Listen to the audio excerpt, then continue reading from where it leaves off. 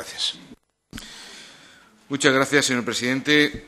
Muchas gracias, señora secretaria de Estado, por su amplia y profusa presentación, muy general, lo cual nos va a obligar a seleccionar los asuntos a tratar, a sintetizar análisis y propuestas, incluso a derivar temas importantes para ulteriores debates. Por ejemplo, el que tiene que ver con la reforma de la formación para el empleo. Acabamos de recibir la documentación al respecto. Acaba de publicarse el decreto que el Gobierno aprobó el pasado viernes y, por lo tanto, requerimos de algo más de tiempo para su estudio exhaustivo. Ya le adelanto, no obstante, que está muy bien luchar contra el fraude en la formación, señora secretaria de Estado. Nosotros compartimos ese propósito, pero también hay que luchar contra el paro. La estrategia del Gobierno en materia de formación para el empleo debe tener como objetivo también luchar contra el paro. Y ahí, en la reforma que nos plantea el Gobierno, vemos pocas novedades, sobre todo pocas novedades dirigidas a la eficiencia, señora secretaria de Estado. Insisto, el otro propósito lo compartimos, importante, pero hay que luchar contra el paro. La formación está para eso, fundamentalmente. No vamos a discutir sobre cifras, señora Hidalgo, porque a lo largo de los años hemos llegado a la conclusión de que, debidamente torturadas, las cifras dicen cualquier cosa. Y no queremos una discusión ininteligible o estéril. Queremos hablar de políticas de empleo. Y desde mi grupo le vamos a plantear una enmienda a la totalidad, porque entendemos que las políticas de empleo del Gobierno son profundamente injustas, conducen al enquistamiento del paro, a la precarización del trabajo, al empobrecimiento de los trabajadores. Y me voy a apoyar en las estadísticas de la apreciación ciudadana, señora secretaria de Estado, que estoy convencido, usted va a convenir conmigo, que no comulga con el discurso optimista que usted nos ha trazado en la última parte de su comparecencia. Hay preocupación ciudadana, honda preocupación ciudadana, por el enquistamiento del paro en porcentajes absolutamente insoportables, por la precarización progresiva del trabajo y por el empobrecimiento de los trabajadores. Por eso le planteamos una enmienda a la totalidad. Su política laboral es injusta, pero es coherente. Nosotros no se lo negamos. Responde a una determinada ideología, la ideología neoliberal, la ortodoxia de la derecha europea en estos momentos, que parte de un planteamiento presentado como un hecho, pero que es solo un posicionamiento ideológico injusto. Ese planteamiento es el de la supuesta incompatibilidad entre el desarrollo económico y el mantenimiento de los derechos sociales y laborales. Su ideología, permítame que se lo diga así, señora secretaria de Estado, establece que nuestra economía solo ganará competitividad mediante la devaluación de derechos laborales y sociales, precarizando contratos y salarios, recortando las políticas de bienestar social. Nosotros entendemos que ese planteamiento no solo es falaz e injusto, también es un mal negocio para nuestro país. Esta estrategia, fundamentalmente ideológica, merece, a nuestro juicio, primero un reproche moral, porque un país que proporciona a las nuevas generaciones peores condiciones de vida que las disfrutadas por sus padres es moralmente inaceptable. Merece también un reproche social, porque conlleva la exclusión de amplias capas de la población, sobre todo de los más vulnerables, el empobrecimiento de las clases medias trabajadoras. Ahí están los datos de Cáritas, por ejemplo, que ha triplicado el número de sus peticionarios de ayuda urgente.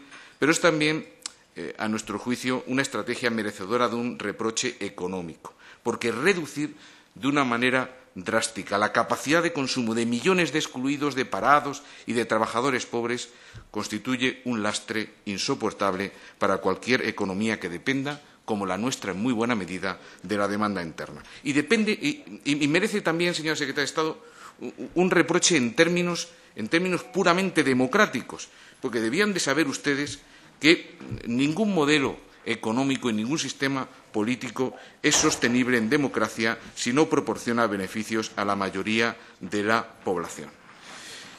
Por lo tanto, su política laboral, a nuestro juicio, no es positiva, es un desastre para la gente, para la economía y para el país. Por eso les planteamos una enmienda a la totalidad, un cambio en profundidad.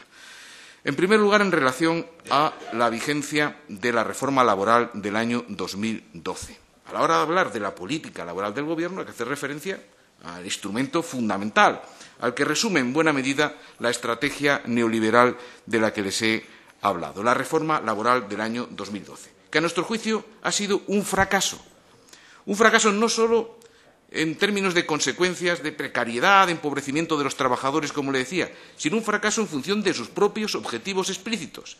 Se nos dijo, la reforma laboral persigue la protección del empleo, paradójicamente facilitando el despido.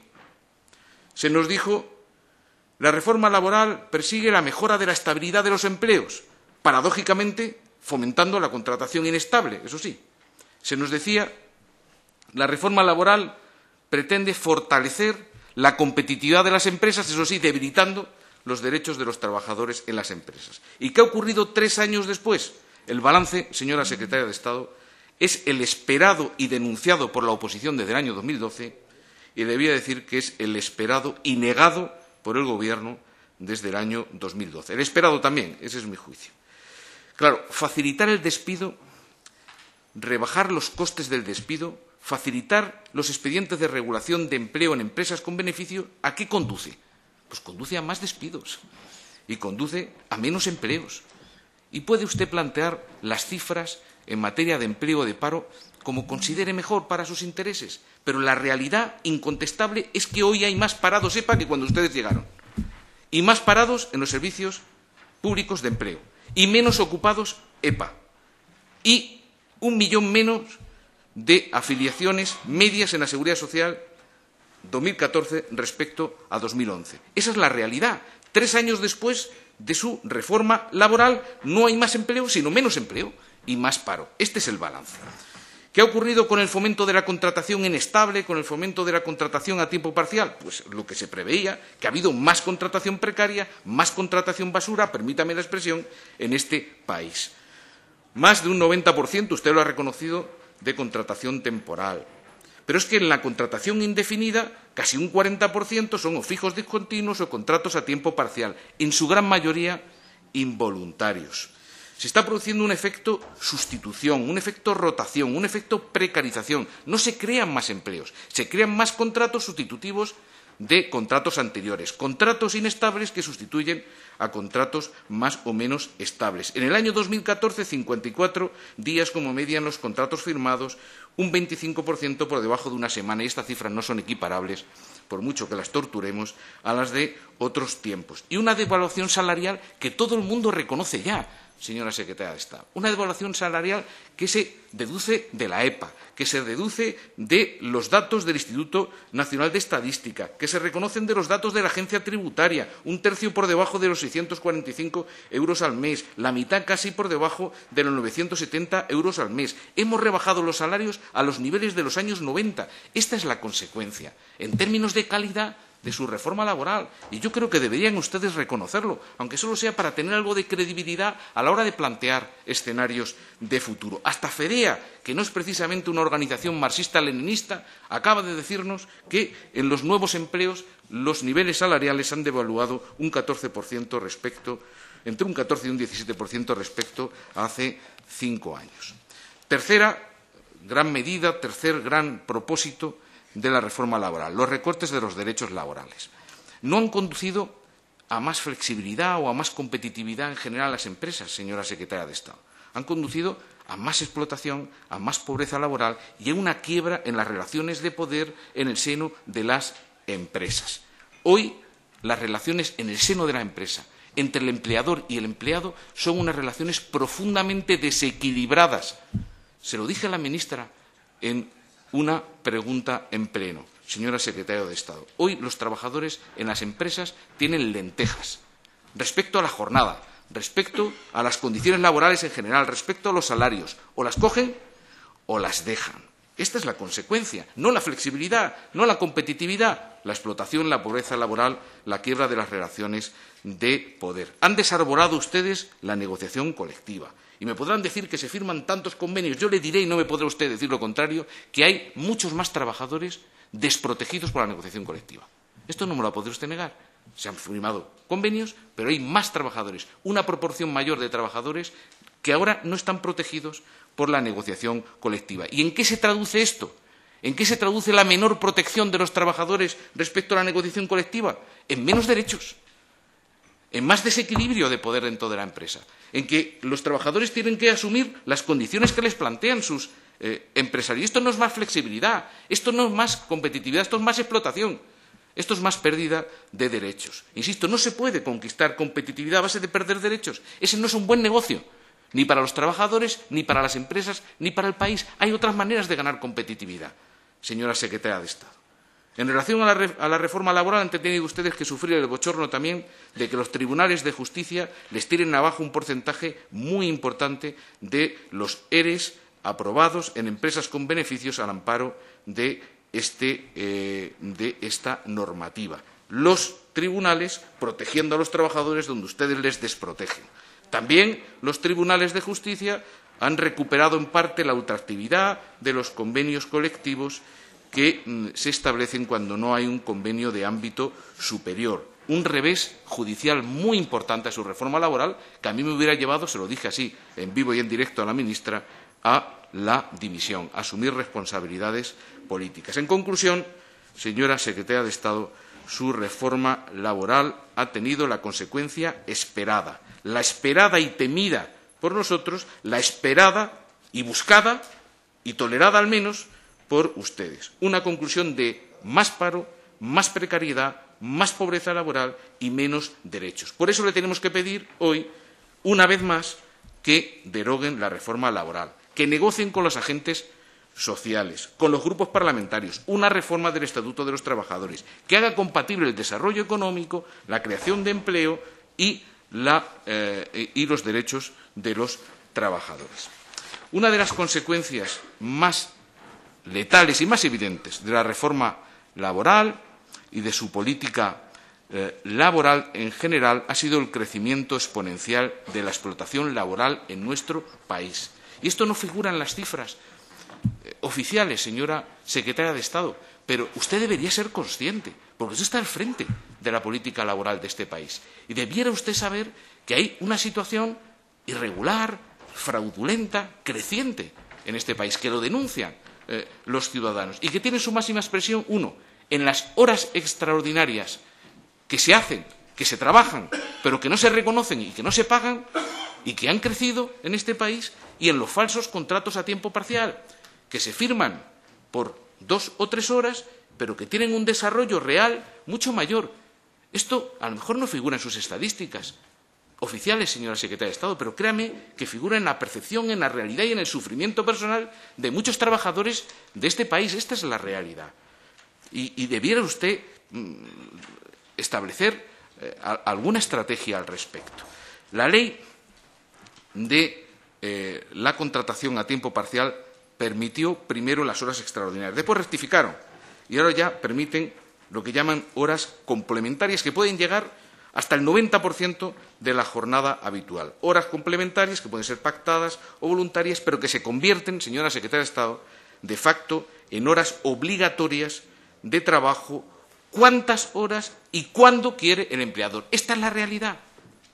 Contratos a tiempo parcial que se firman por 2 o 3 horas al día o a la semana, que se convierten de facto en jornadas a tiempo completo que o admite el trabajador de manera irregular en muchísimos casos o el trabajador va a la calle. Esta es la realidad a la que usted debería hacer frente.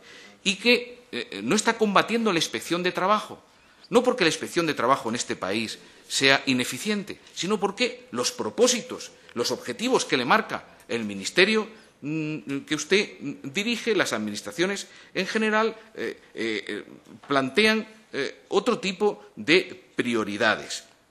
Combaten en mayor medida los pequeños fraudes de trabajadores que compatibilizan subsidios y trabajos irregulares para sobrevivir sobre estos fraudes en relación a las horas extraordinarias que se hacen y no se pagan, o en relación a los falsos contratos a tiempo parcial. Y no lo digo yo, lo dice el propio informe de la Unión Progresista de Inspectores. En esta primera fase le ruego, cuando pueda, vaya concluyendo.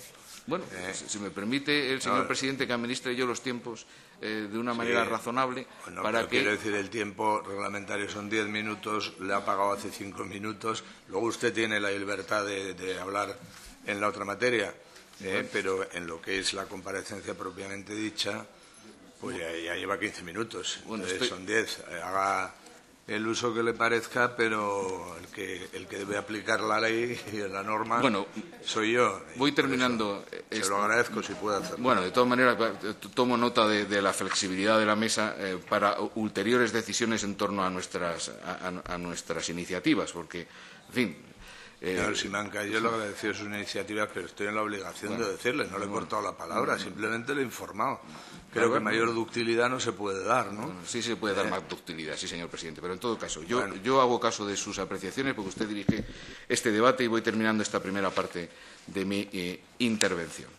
Le pedimos, por lo tanto, señora secretaria de Estado, una iniciativa, un plan concreto contra la explotación laboral que modifique la legislación vigente, que asegure los derechos de los trabajadores frente a los abusos.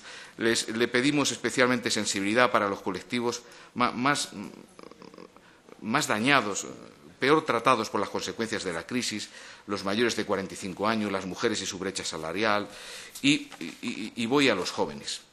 Voy a el programa de garantía juvenil, que ha sido objeto de más de 400 preguntas escritas que se han transformado en orales porque el Gobierno no las contestó a tiempo. En primer lugar, lo que quiero es agradecer a mis compañeros la facilidad que han dado a la dirección del grupo y a este portavoz para racionalizar su presentación en el marco de esta comparecencia. Estamos ante un asunto de gran relevancia. Estamos hablando de responder a un drama social de primerísimo orden. El paro, la precariedad laboral, la pobreza laboral de nuestros jóvenes, que en muchos casos tienen que salir del país para afrontar un proyecto razonable de futuro. Es un gran problema de presente y, desde luego, compartirá el Gobierno con nosotros que se trata de un extraordinario drama de futuro. Estamos hablando de entre los menores de 25 años, más de 850.000 parados. Estamos hablando de una tasa de paro juvenil que duplica la del inicio de la crisis. Estamos hablando de un peso de los jóvenes en el actual empleo, en el actual mercado de trabajo, de solo el 4,5%, la mitad de lo que teníamos antes de la crisis. Estamos hablando de que los jóvenes tienen el doble de paro que la media. Estamos hablando de que los jóvenes tienen un 72% de temporalidad. Estamos hablando de que los contratos a tiempo parcial involuntarios se ceban muy especialmente entre nuestros jóvenes. Por lo tanto, tenemos que reaccionar como país. La reacción del Gobierno, a nuestro juicio, es una valoración, ha llegado tarde y ha llegado mal. Ha llegado tarde y mal con la estrategia de emprendimiento y empleo joven de 2013, llegó tarde con el decreto de julio de 2014 que regula el Sistema Nacional de la Garantía Juvenil. Llega tarde. Aún hoy el desarrollo de estas iniciativas deja mucho que desear. Por eso le preguntamos fundamentalmente tres cosas. Queremos conocer el número total real de jóvenes inscritos en el programa. ¿Cuántos jóvenes hay de verdad inscritos en el programa? Queremos conocer el número de personas beneficiarias que están participando de cada una de las acciones que comprende este programa, porque una cosa es que se inscriban y otra cosa es que sean beneficiarios de alguna de las acciones que incluye el programa. Y, en tercer lugar, queremos conocer el número de personas beneficiarias desagregado por provincias para determinar el grado de implantación del programa en el territorio. Hasta el momento tenemos cifras un tanto confusas en cuanto a la inscripción de jóvenes en este programa. La ministra nos habló el 24 de septiembre de 2014, a resultas de una pregunta oral en pleno de mi compañera Patricia Blanquer, nos habló de unos 30.000 jóvenes que han iniciado su andadura en el registro de garantía juvenil. Después, por escrito, nos hablaron en ese mismo mes solamente de 11.765. A 31 de diciembre nos han hablado de 20.660. Y en un informe posterior hemos leído que estamos ya en los 28.000. En fin, ¿cuántos son, señora secretaria de Estado? ¿Cuántos son? Porque, en cualquier caso, sean 11.000, sean 20.000, sean 28.000, son muy pocos. Son muy pocos. Estamos hablando de cerca de 850.000. Si son 850.000 los jóvenes que podrían ser objeto, según la exposición de motivos del Real Decreto Ley 8/2014 en este programa, si solo tenemos en torno a 20 o 30.000, pues son muy pocos, señora secretaria de Estado. ¿Cuáles son las razones que avalan la formulación de nuestras preguntas? El sistema de garantía juvenil trae causa, como usted bien sabe, de la recomendación del Consejo de Europa de 22 de abril de 2013, que recomienda a los Estados velar porque todos los jóvenes, cito textualmente, todos los jóvenes mayores de 15 años y menores de 25 reciban una oferta de empleo, educación continua, formación de aprendiz o periodo de prácticas en un plazo de 4 meses tras acabar la educación formal o quedar desempleados. Estas son, además, las formulaciones que recoge el Real Decreto Ley 8/2014 del que hemos hablado. Por eso nos interesa saber, además del número de jóvenes inscritos en el programa, nos interesa saber el número de las personas que participan en cada una de estas medidas o acciones, para saber si solamente están inscritos, cuántos han recibido una oferta de empleo, cuántos participan en una acción formativa, cuántas en una acción educativa, cuántos en la formación profesional continua, cuántos en un puesto de aprendizaje, cuántos en un puesto de autoempleo o emprendimiento. No sabemos nada.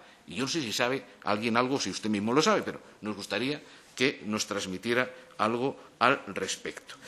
La inscripción en el registro está siendo problemática, usted lo sabe. Estamos hablando en torno a un 3% de los jóvenes que podrían ser objeto de este tipo de ayudas y que están inscritos. Solo un 3%. ¿Qué ha ocurrido? Escasa publicidad en el programa, una gestión telemática dificultosa. Los jóvenes nos lo transmiten, imagino que se lo transmitirán ustedes también. No es fácil inscribirse en ese registro, no es fácil. Hay que utilizar el DNI electrónico, un certificado electrónico, solicitar un usuario y contraseña por correo electrónico. No está siendo fácil y la prueba está en los porcentajes, no me lo invento yo. Además, el Gobierno nos reconoce por escrito que continúa trabajando el objeto de integrar la información del proceso de atención de las comunidades autónomas y el resto de agentes que participan en el sistema para completar la información estadística lo antes posible. Están trabajando para integrar información. Señora secretaria de Estado, estamos terminando la legislatura. Empezaron ustedes la estrategia en el 2013. En el 2014 estaban todavía ustedes con un 3% de inscritos y ahora están intentando ustedes ponerse de acuerdo con las comunidades autónomas para informarse. ¿Y cuándo vamos a hacer algo por estos jóvenes? ¿Cuándo vamos a hacer algo por los jóvenes? Claro. ¿Por qué han dejado ustedes al margen de este proceso a los servicios públicos de empleo? ¿Por qué lo han hecho al margen? ¿Por qué han establecido ustedes un sistema paralelo? ¿Por qué no han establecido ustedes un sistema de inscripción en el propio SEPE? ¿Por qué lo han hecho al margen?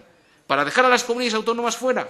¿Para sacar a los jóvenes de los registros del paro? ¿Por qué al margen de los servicios públicos de empleo? Cuando son los servicios públicos de empleo de las comunidades autónomas las que tienen más conocimiento real, práctico, cotidiano en la calle sobre las necesidades de estos jóvenes, tal y como debiera usted reconocerlo. Si quieren ustedes proximidad, fortalezcan ustedes los servicios públicos de empleo de las comunidades autónomas en lugar de recortar sus recursos y en lugar de establecer sistemas de registro paralelos que además no funcionan, señora secretaria de Estado. Un 3% de los 850.000 jóvenes que podrían ser objeto de este tipo de programas. Más preguntas. Voy a ser ya breve. En atención a la memoria del análisis del impacto normativo de las medidas referidas a la garantía juvenil, caben dos bloques de preguntas. Unas relativas a la articulación e implantación del sistema, que plantea, créame, muchas dudas, por eso hemos hecho tantísimas preguntas, y otras en relación al gasto en los incentivos a la contratación, en concreto bonificaciones, tarifa plana, en cuanto a la articulación e implantación del sistema de garantía juvenil. La memoria nos dice que en 2014 los gastos se sufragaron con los créditos existentes en el Ministerio de Empleo y Seguridad Social. Nos gustaría saber a cuánto ha ascendido el gasto de creación, puesta en marcha y desarrollo del Sistema Nacional de Garantía Juvenil en 2014. No sabemos cuánto ha costado. Sabemos que Europa destina a España para la financiación de la garantía juvenil un total de cerca de 2.000 millones de euros y que, debido a la urgencia de la situación del desempleo juvenil, el importe total de esos recursos económicos asignados se anticipa en los 2 primeros años del periodo de programación 2014-2020. Ahora, quisiéramos preguntar, ¿cuánto del monto recibido del Fondo Social Europeo se aplica en 2015 a la garantía juvenil? En los presupuestos no se dice, señora secretaria de Estado, no sabemos cuánto de ese dinero que llega de Europa se destina efectivamente a los programas de garantía juvenil. No está desagregado y, en consecuencia, insisto, se desconoce a cuánto asciende la dotación para la implantación de este programa. Y, dada la ralentización en la implantación de la garantía juvenil, ¿cuándo se prevé realmente su implantación? ¿Se espera cumplir con los compromisos alcanzados? Más preguntas. ¿Por qué el Gobierno esperó hasta finales de 2013 para enviar el plan de implantación de la garantía juvenil y por qué esperó hasta mediados de 2014 para proceder a su regulación legal, una regulación que además, insisto, dificulta su implantación inmediata? ¿Por qué tanta espera? ¿No tenemos prisa? Espero que sí, que comparta conmigo al menos esa urgencia. La propia Comisión Europea les ha dicho a ustedes que, abro comillas, el periodo de ejecución debe ser lo más breve posible. Esto es crucial para el éxito general de la iniciativa. Todo retraso adicional en la aplicación de la iniciativa de empleo juvenil podría poner en riesgo el proceso y las medidas adoptadas por los Estados miembros para luchar contra el desempleo juvenil. Pues menos mal, señora secretaria de Estado. Empezaron ustedes en 2013, hasta el 2014 se entretuvieron ustedes en un programa informático que no ha funcionado y hasta ahora pues parece que andan ustedes por los 20.000, los 30.000 inscritos y no sabemos cuántos beneficiarios de alguna medida. Y dada la urgencia en la implantación y habida cuenta de que el Estado recibe fondos adelantados para esta finalidad, más preguntas. ¿Por qué el Estado no prefinancia a las comunidades autónomas la implantación de la garantía europea, condenándolas a incrementar su déficit? ¿Por qué no se establece un mecanismo de reembolso inmediato de los gastos adelantados por las comunidades autónomas a modo de pago intermedio, tal y como hace la Unión Europea con los Estados, que prefinancia y, además, efectúa pagos intermedios por el adelanto de los recursos económicos ante la insuficiencia de la financiación? Sobre todo cuando sabemos que hay una propuesta para aumentar el 30% el nivel de prefinanciación inicial abonado a estos programas operativos. Respecto a los incentivos a la contratación, ahora sí que termino. Según la memoria del análisis del impacto normativo de la garantía juvenil, de la que ya les he hablado, las medidas que implican gasto económico y, por ello, impacto presupuestario en los presupuestos generales del Estado son fundamentalmente 4. Bonificación para el fomento de la contratación indefinida, bonificación en la cotización empresarial del contrato en prácticas, celebrado con las personas beneficiarias. A las personas beneficiarias de la garantía juvenil también se les va a aplicar los incentivos a la contratación a tiempo parcial con vinculación formativa y aplicación de la tarifa plana de 100 euros a las personas que se incorporen como socios trabajadores o de trabajo a las sociedades laborales. Nos gustaría saber, señora secretaria de Estado, respecto a estas bonificaciones, a cuánto ha ascendido el gasto real de la bonificación por contratación indefinida en 2014, a cuánto asciende la cantidad gastada en los primeros meses de 2015. No sabemos cuánto dinero se va a destinar a esto. No sabemos.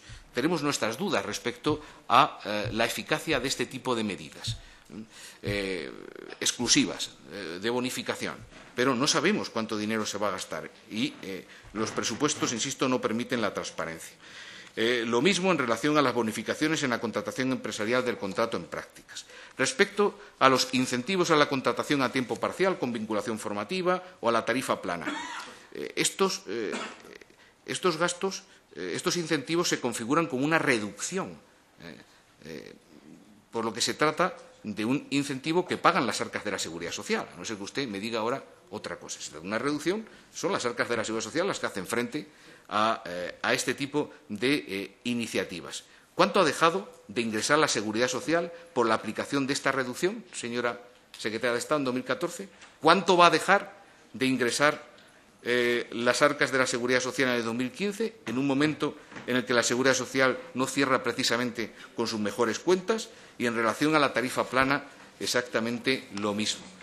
Insisto, señora secretaria de Estado, este asunto, este problema es demasiado grave como para despacharlo con un simple programa informático, con un simple registro aparte, escamoteando la colaboración requerida, exigible, razonable de los servicios de empleo y de las comunidades autónomas. Estamos hablando de un hecho gravísimo, de unos problemas más graves que tiene nuestro país, nuestra economía, nuestro mercado laboral y, me atrevería a decir, nuestra democracia. Por favor, pongan ustedes un poquito más de empeño y de eficacia en su desarrollo. Muchas gracias y disculpen la tardanza.